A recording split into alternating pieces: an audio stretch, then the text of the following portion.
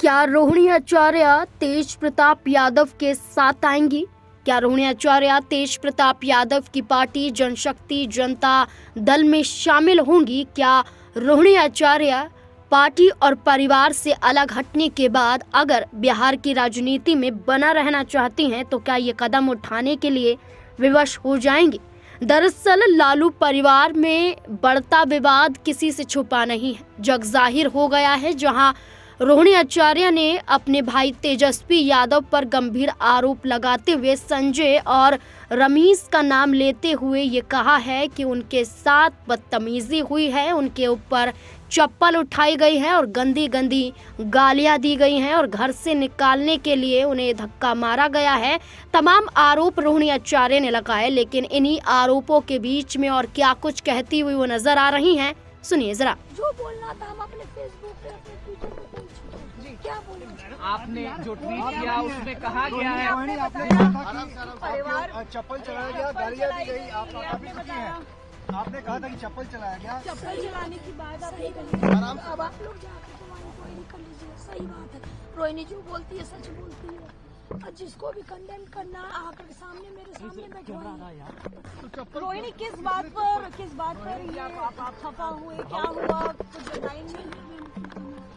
रोहिणी जी चप्पल आराम से रोहिणी जी चप्पल आराम से चलाया था। रोहिणी जी आप आराम से बात आप ये बात जाकर के तेजस्वी यादव किसके शहर पे हुआ है उनसे जाके पूछिए, संजय यादव से पूछिए, रेचल यादव से पूछिए,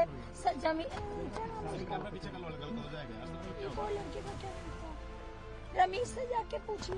आप जाइए वहाँ पे इनको। हम बिल्कुल पूछेंगे और हम बिल्कुल पूछेंगे, लेकिन आपका मत क्या है? आपको गंदा भी कहा गया, आपने गाली दी है, बहुत बड़ा योगदान आपका अपने परिवार के लिए, लालू जी के लिए। रोहिणी जी अपने पिताजी से कुछ कहेंगे क्या, कोई मैसेज? नहीं, पिताजी मेरे साथ हमेशा।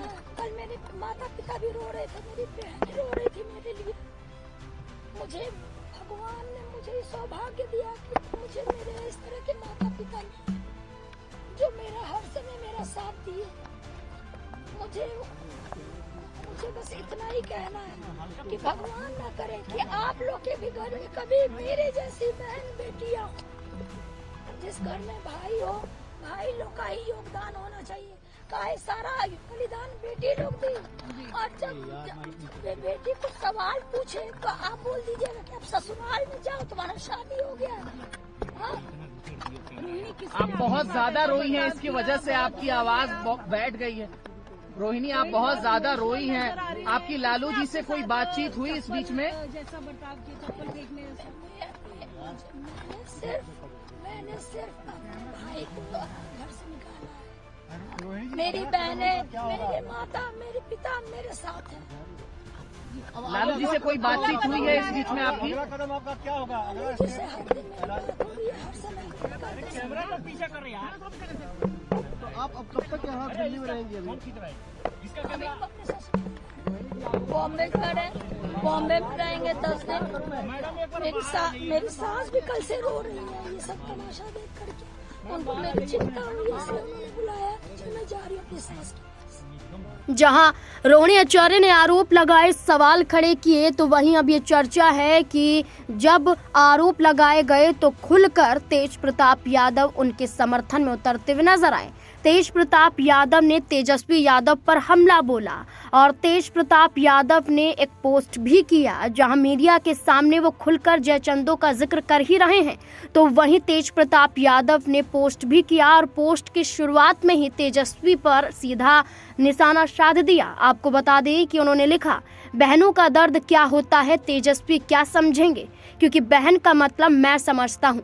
7 बहनों के बाद एक भाई पैदा हुआ था, दुआओं से, मन्नतों से और पूरे घर की खुशियों के बीच मैं सबका लाडला था, सबकी आंखों का तारा था। तेज प्रताप यादव ने कहा कि वे हमेशा पूरे परिवार के लाडले रहे, लेकिन आज हालात पूरी तरह से बदल गए हैं। उनका आरोप है कि तेजस्वी ने भारी लोगों को परिवार के अंदर घुसाकर घर और पार्टी दोनों को बिखेर दिया है।